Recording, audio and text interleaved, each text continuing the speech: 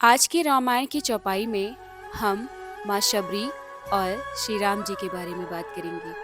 जब माँ शबरी श्री राम जी से कहती है, मैं नीच अधम मंदबुद्धि हूँ, तो मैं किस प्रकार से आपकी स्तुति करूँ।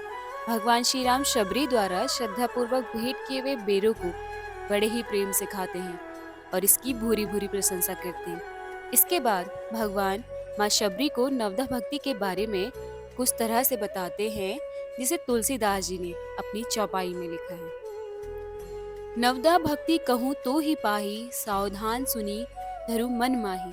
प्रथम भक्ति संतः कर संगा, दूसरी रति मम कथा प्रसंगा। अर्थात मैं तुझसे अब अपनी नवदा भक्ति कहता हूँ, तू इसे सावधान होकर सुनना और मन में धारण करना। पहली भक्ति है संतों का सत्संग और दूसरी भक्ति है मेरे कथा प्रसंग में प्रेम।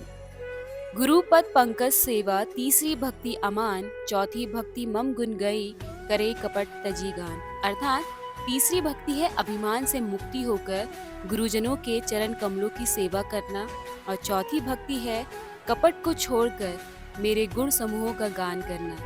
मंत्र जाप मम दृढ़ विश्वासा, पंचम भजन सो वेद प्रकाशा। छठ दमशील बीरति बहुकर्मा, निरत निरंतर सज्जन धर्मा।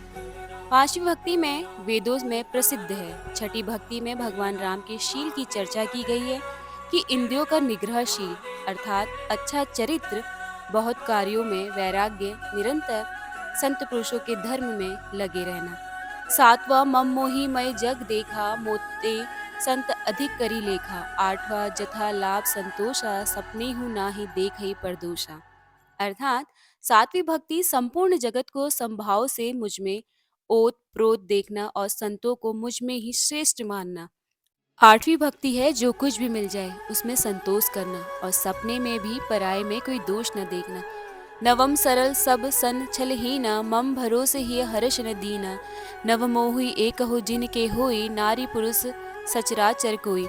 नवी भक्ति सरलता और सबके साथ कपट रहित बर्ताव करना, हृदय में मेरा विश्वास रखना और किसी भी अवस्था में हर्ष और दैन्य का न होना।